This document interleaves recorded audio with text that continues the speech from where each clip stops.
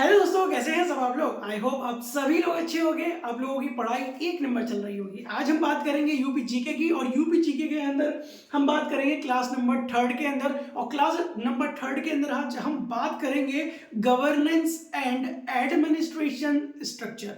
ठीक है, यानी कि शासन एवं प्रशासनिक व्यवस्था कैसे कैसे होती है उत्तर प्रदेश के अंदर। ठीक है, आज हम ये पता करने की कोशिश करेंगे, सिंपल एज दैट। तो हम यूपी की बात कर रहे हैं, तो यूपी के अंदर स्टेट लेजिस्लेचर देखेंगे कि राज्य विधानमंडल। ठीक है, राज्य विधानमंडल। आज ये बताओ कि विधानमंडल होना चाहिए कि नहीं होना चाहिए।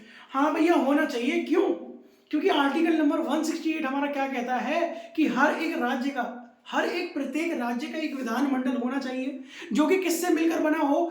एक राज्यपाल, यानी कि राज्यपाल से मिलकर बना हो, विधानसभा से मिलकर बना हो, और विधान परिषद से मिलकर बना हो। तो ये कौन से आर्टिकल में दे रखी है? हमारे कॉन्स्टिट्यूशन के अंदर आर्टिकल नंबर 168 के अंदर दे रखा है कि हर एक राज्य का एक विधानमंडल होगा, जो कि उसके 3 प्रमुख हैं। कौन कौन से? राज्यपाल, विधानसभा और विधान परिषद। तो यही मैंने लिखा है आर्टिकल नंबर 168 के अंदर कि प्रत्येक राज्य के लिए एक विधानमंडल होगा, राज्यपाल, विधान परिषद व विधानसभा से मिलकर बना होगा।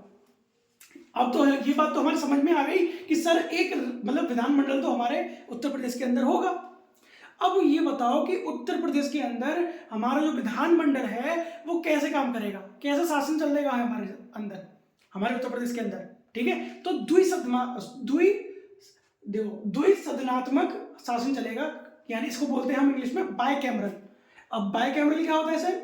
कि यानी कि दो हाउसेस होंगे। कैसे कैसे? विधानसभा होगी और विधान परिषद होगा, विधानसभा होगी, विधान परिषद होगा।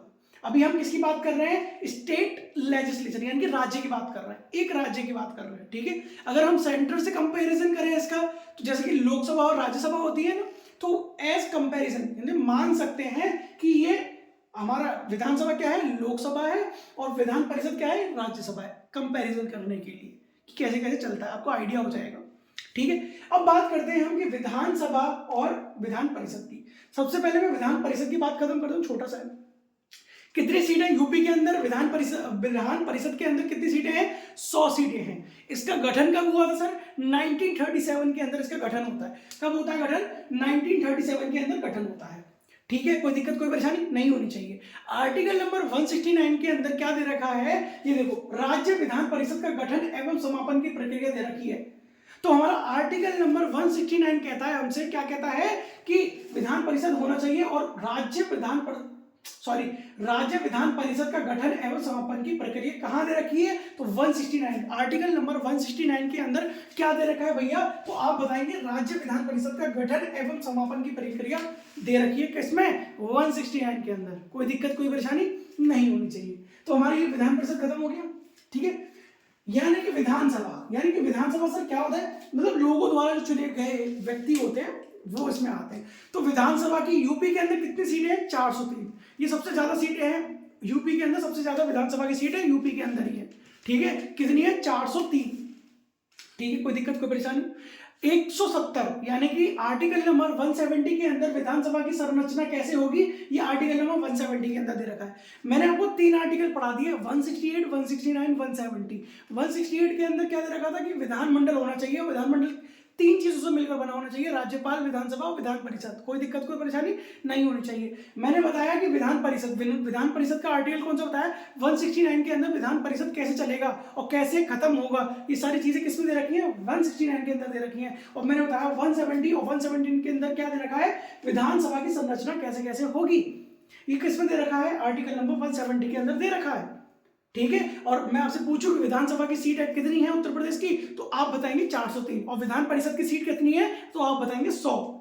ठीक है, अब बात कर लेते हैं आर्टिकल नंबर 332 के अंदर। उसमें क्या दे रखा है? एससी और एसटी को आरक्षण का प्रावधान दे रखा है। ठीक है, यानी कि एससी और एसटी की सीट भी होंगी। ये रिजर्वेशन क्या करा है? सीटों में रिजर्वेशन रखा गया है, आर्टिकल नंबर 332। अब सर कितना रिजर्वेशन है? अब देखो, हमारी विधानसभा की सीट कितनी है? 303 और 403 कितनी है? 403 है। ठीक है, तो जिसमें कि एससी 84 सीट है, यानी कि 84, और एसटी की 2 सीट है, क्योंकि हमारे उत्तर प्रदेश में एसटी बहुत कम है, इसीलिए इसमें सीट कम है। ठीक है, तो 403 विधानसभा की सीट है, जिसमें कि एससी कितनी है? 84 सीट है। और एसटी की कितनी है? 2 है। एससी एसटी यानी कि schedule caste and schedule tribe, ठीक है। अगर आपसे टोटल पूछेगा कि एससी एसटी की कितनी सीट है तो आप बता देंगे एससी और एसटी की कितनी सीट है? 86 सीट है। कोई दिक्कत कोई परेशानी नहीं होनी चाहिए।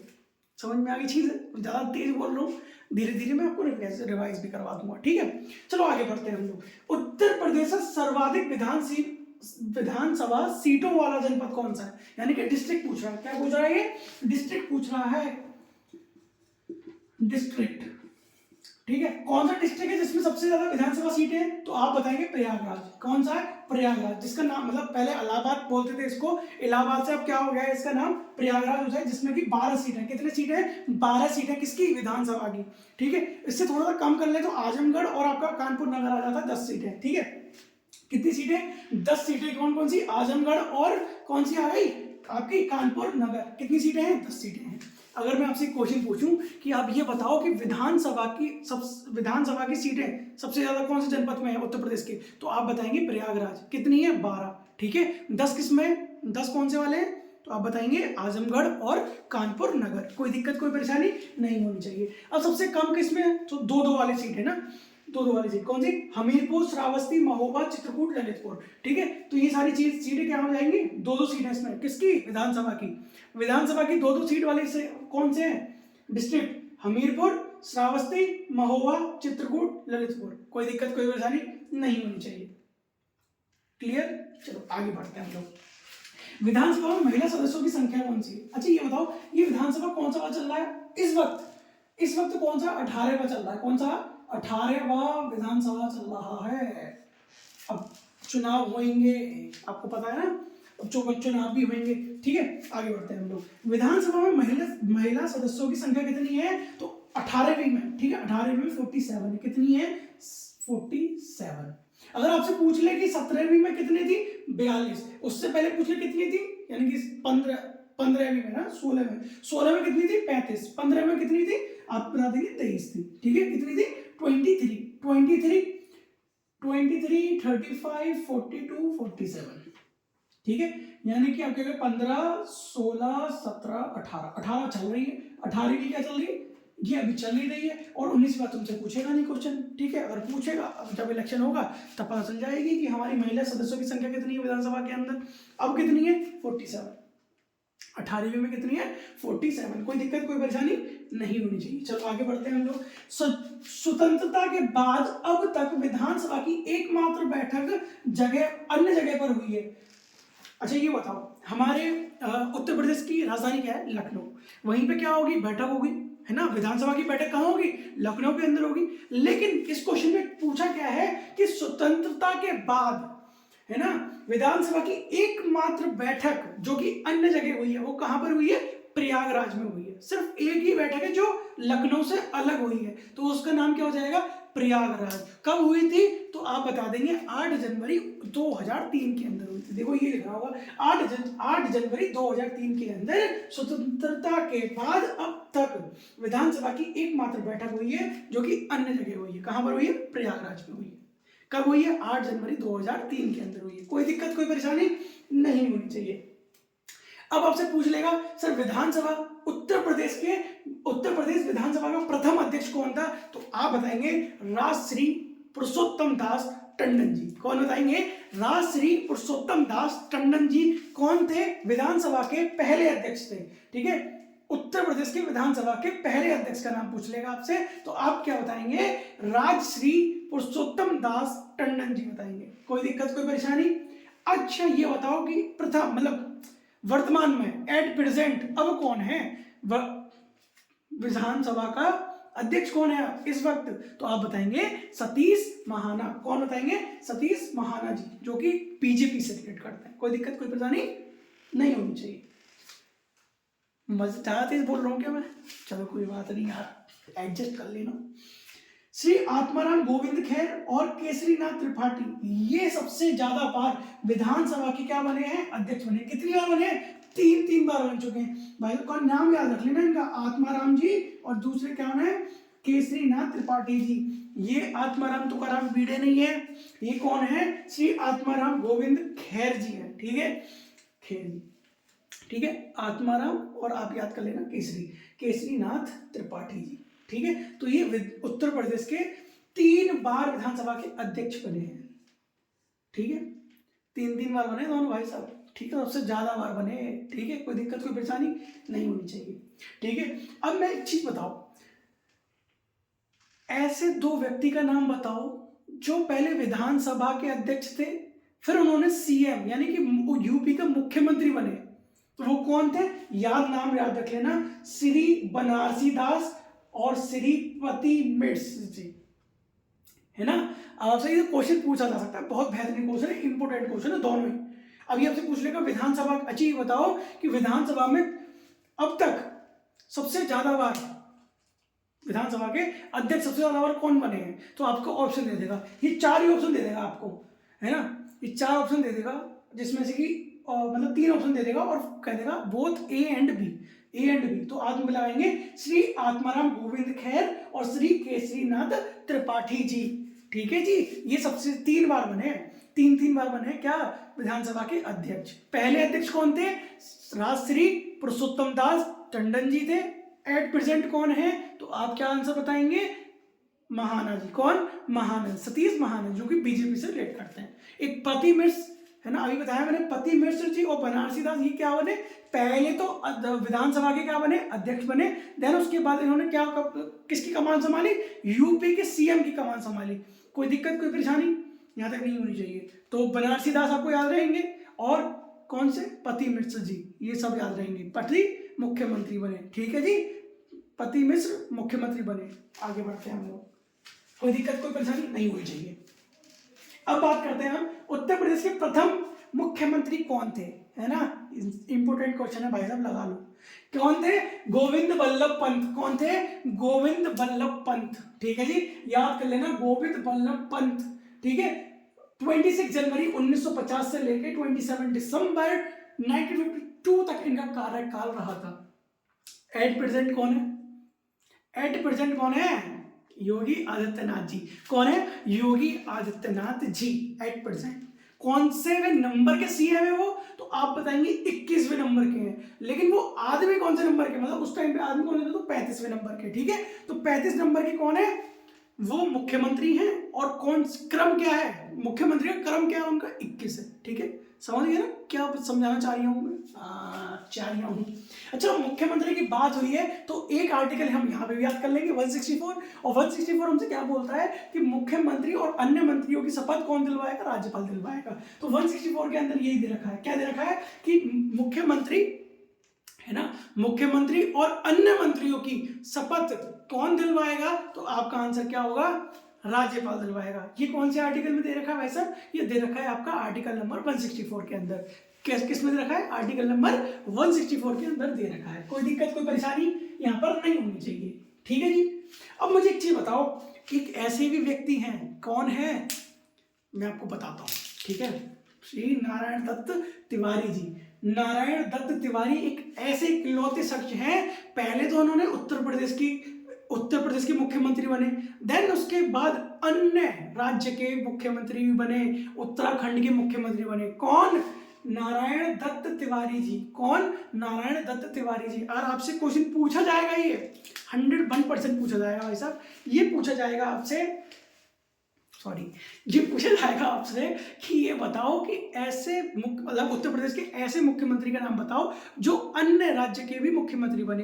तो आपका आंसर क्या होगा? नारायण दत्त तिवारी जी। आंसर क्या होगा? नारायण दत्त तिवारी जी होगा उसका आंसर। कोई दिक्कत कोई परेशानी नहीं होनी चाहिए मेरे हिसाब से। चलो आगे बढ़ते हैं हम लोग। उत्तर प्रदेश की पहली महिला सीएम कौन थी? हाँ, सुचिता कृपलानी जी। कौन थी? सुचिता कृपलानी जी। 1963 से लेकर 1967 तक इनका कार्यकाल रहा था। देखो ये लिखा है, हाँ भैया, है ना। तो उत्तर प्रदेश की पहली महिला सीएम कौन थी? तो सुचिता कृपलानी जी थी, जो 1963 से लेकर 1967 तक इनका क्या रहा था? कार्यकाल रहा था। कोई दिक्कत कोई परेशानी नहीं होनी चाहिए। चलो आगे बढ़ते हैं। अब हम थोड़ा सा लेवल अप कर देते हैं, यानी कि सबसे पहले तो हमने देखा कि जो कौन थे, पहले विधानसभा के अध्यक्ष थे, मुख्यमंत्री बने, बहुत बढ़िया। फिर मुख्यमंत्री वाला हमने टॉपिक उठा लिया। अब पहले मुख्यमंत्री थे, फिर प्रधानमंत्री बने, वो कौन थे? तो 2 थे। देखो उत्तर प्रदेश के मुख्यमंत्री बने, कौन थे वो? चौधरी चरण सिंह जी, है ना, और बीपी सिंह। दो ऐसे व्यक्ति हैं, देखो मैंने लिखा भी है ये रहा, चौधरी चरण सिंह जी और बीपी सिंह, यानी कि विश्वनाथ प्रताप सिंह यूपी के सीएम बनने के बाद देश के प्रधानमंत्री भी बने। ठीक है, अब ये क्वेश्चन पूछा जाएगा आपसे कि ये बताओ कि उत्तर प्रदेश के मुख्यमंत्री दो ऐसे थे, दो के नाम बताओ जो बाद में प्रधानमंत्री बने। तो उसके उनका आंसर क्या हो जाएगा? चौधरी चरण सिंह जी और बीपी सिंह, यानी कि विश्वनाथ प्रताप सिंह। आप यहां पे बिल्कुल गलत नहीं हो सकते। उत्तर प्रदेश के सर्वाधिक बार राज्यपाल कौन बने थे? 2 बार बने हैं। ठीक है, कौन कौन बने? 2 बार बने ये। कौन कौन? बीएल जोशी और मोहम्मद शफी कुरैशी। देखो दोनों के में सीसी आ लास्ट में, ऑप्शन में दिख जाए तो लगाया ना यही कि उत्तर प्रदेश के सबसे ज्यादा बार हैं क्या बनने वाले? राज्यपाल, यानी गवर्नर बनने वाले। तो कौन थे? कुरैशी साहब और जोशी साहब। ठीक है, याद कर लेना ऐसे ही। ठीक है, श्री मोहम्मद शफी कुरैशी और बीएल जोशी 2 बार बने ये भैया। क्या बने? उत्तर प्रदेश क्या बने? सर्वाधिक बार क्या बने? ये राज्यपाल बने। राज्यपाल को क्या बोलते हैं इंग्लिश में? गवर्नर। ठीक है, क्या बने? ये गवर्नर बने। अच्छा ये बताओ कि उत्तर प्रदेश राष्ट्रपति शासन कितनी बार लगा है? उत्तर प्रदेश के अंदर राष्ट्रपति शासन कितनी बार लगा है? 10 बार लगा है। कितनी बार लगा है? 10 बार लगा है। तो पहली बार कब लगा था? 25 जनवरी 1968 के अंदर, यानी कि 25 जनवरी 1968 के अंदर लगा है। ठीक है, तो याद रख लें। और 25 जनवरी को क्या होता है? हमारा नेशनल वोटर डे। याद कर लो भाई, यहीं पे नेशनल वोटर्स डे भी मनाया जाता है 25 जनवरी को। मैं 25 जनवरी की बात कर रहा हूँ। ठीक है, तो 25 जनवरी 1968 के अंदर बताओ, दो हिंदी और इंग्लिश दोनों एक मिक्स। ठीक है, 25 जनवरी 1968 के अंदर क्या हुआ था? सबसे पहले उत्तर प्रदेश के अंदर पहले क्या लगा था? राष्ट्रपति शासन लग गया था। ठीक है, और अंतिम बार लास्ट टाइम कब लगा था? कि 8 मार्च 2002 के अंदर लगा था। 2002 से लेकर 2024 तक अभी तक कोई भी प्रधानमंत्री कह रहा हूं, राष्ट्रपति शासन नहीं लगा है। तो टोटल आपसे पूछेगा कि उत्तर प्रदेश के अंदर राष्ट्रपति शासन कितनी बार लगा है, तो आपका आंसर होगा 10। कितना आंसर होगा? 10 होगा। पहली बार कब लगा था? 25 जनवरी 1968 के अंदर, 25 जनवरी 1968 के अंदर लगा था। और 25 जनवरी को क्या पड़ता है? नेशनल वोटर्स डे पड़ता है। ये भी याद कर लेना, छोटा सा क्वेश्चन है। ये तो बात खत्म हो यहां तक। उत्तर प्रदेश से संबंधित प्रधानमंत्री, हमारे उत्तर प्रदेश में बहुत सारे प्रधानमंत्रियों को जन्मा है, जैसे कि, और सबसे ज्यादा जो प्रधानमंत्री है ना, वो पता है कौन से डिस्ट्रिक्ट से निकले? प्रयागराज, यानी कि इलाहाबाद। तो इलाहाबाद की नगरी, यानी कि प्रयागराज की नगरी को ही हम क्या बोलते हैं? मतलब प्रयागराज में बोलते हैं कि ये क्या है? प्रधानमंत्रियों का नगर है, क्योंकि यहाँ सबसे ज्यादा प्रधानमंत्री निकले हुए हैं। ठीक है, तो अब बात करते हैं हम लोग। देखो ये सीटों की बात करता है, ये सीट पूछता है भाई ये कौन सी सीट से आए हुए हैं। ठीक है, पंडित जवाहरलाल नेहरू ये पहले प्रधानमंत्री थे। आपको पता है ना, पहले प्रधानमंत्री थे। तो ये आप पूछ सकता है ये कौन सी सीट से आए थे? फूलपुर सीट से आए थे। इनका जन्म वैसे तो प्रयागराज में हुआ था, लेकिन ये कौन सी सीट से आए थे? फूलपुर सीट से आए थे। ठीक है, लाल बहादुर शास्त्री जी आप लोग जानते हैं, बहुत प्रिय, बहुत अच्छे हैं, मैं लाइक करता हूँ बहुत ज्यादा। लाल बहादुर शास्त्री जी प्रयागराज की सीट से आए थे। किस सीट से आए थे? प्रयागराज की सीट से आए थे। श्रीमती इंदिरा गांधी जी ये कौन सी सीट से आई थी? ये रायबरेली से। इनका जन्म तो वैसे कहाँ हुआ था? प्रयागराज में हुआ था। तो देखो प्रयागराज प्रयागराज प्रयागराज, यानी प्रयागराज क्या है? प्रधानमंत्री की नगर भूमि है भाई, जन्म भूमि है। ठीक है, चौधरी चरण सिंह जी, ठीक है, ये आए थे आपकी बागपत सीट से। ठीक है, राजीव गांधी जी जो कि अमेठी से आए थे, इनका जन्म भी प्रयागराज में हुआ था, अमेठी सीट जीते थे। ठीक है, अमेठी की सीट जीते थे। ठीक है, वहां से आए थे। बीपी सिंह जी कहां से, कौन सी सीट से आए थे? फतेहपुर। कौन सी सीट से आए थे? फतेहपुर सीट से आए थे। मैंने बीपी सिंह ऊपर भी बताया, पहले यूपी के सीएम बने, देन उसके बाद क्या बने? प्रधानमंत्री। देखो बन गए प्रधानमंत्री। चौधरी चरण सिंह भी बताए थे मैंने। देखो ये दोनों क्या हुए थे? पहले यूपी के क्या बने? सीएम बने, देन उसके बाद क्या बन गए? प्रधानमंत्री बन गए। है कि नहीं? जलवा है यूपी वालों का। ठीक है, आ जाओ। चंद्रशेखर जी कहाँ बने? बलिया के बने, बलिया सीट से जीते थे। ठीक है, कॉन्स्टिट्यूएंसी जीत जाते हैं ना, तो वही थी। अटल बिहारी वाजपेयी जी लखनऊ से। ठीक है, कौन सी सीट निकली थी इनकी? लखनऊ की सीट निकली थी। अब यहाँ पे एक नाम दे रखा है नरेंद्र मोदी जी। सर नरेंद्र मोदी जी तो गुजरात के हैं, आपने इधर नाम क्यों लिख रखा है? क्योंकि भैया ये सीट कौन सी जीते थे? वाराणसी की। ठीक है, तो ये जन्मे नहीं थे उत्तर प्रदेश के अंदर, तो अब ये हो जाएगा उत्तर प्रदेश से संबंधित प्रधानमंत्री, यानी कि ये तो जन्मे तो सब 8, वैसे अटल बिहारी वाजपेयी जी इनका जन्म ग्वालियर में हुआ, ठीक है, लेकिन क्या कहते हैं आपसे, इनके जो निवास, मूल निवासी सब जितना भी है वो आगरा में है। ठीक है, तो आपसे पूछा जाएगा उत्तर प्रदेश संबंधित प्रधानमंत्री कितने हैं, तो आप बताएंगे 8। कितने बताएंगे? 8, क्योंकि जन्मे नहीं है नरेंद्र मोदी जी, जन्मे नहीं है, इनने सीट जीती थी। कौन सी सीट जीती थी? वाराणसी की सीट जीती थी। ठीक है, तब जाके ये क्या बने, प्रधानमंत्री बने। ठीक है, कोई दिक्कत, कोई परेशानी? सारा क्लियर, नो डाउट? कोई भी डाउट हो कमेंट सेक्शन में आप बता दीजिएगा। अच्छा, मैं आपसे थोड़े से एक आध दो क्वेश्चन पूछ लेता हूँ। ठीक है, अच्छा ये बताओ विधानसभा की कितनी सीटें हैं उत्तर प्रदेश के अंदर? आप बताएंगे 403 है। ठीक है, बहुत बढ़िया सर। विधान परिषद की 100 सीटें है, बहुत बढ़िया सी।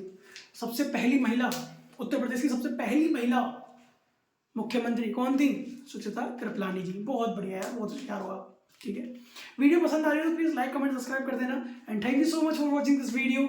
और बच्चों के साथ शेयर कर दो यार, मज़ा आ रहा है पढ़ने में, पढ़ाने में, और थैंक यू सो मच।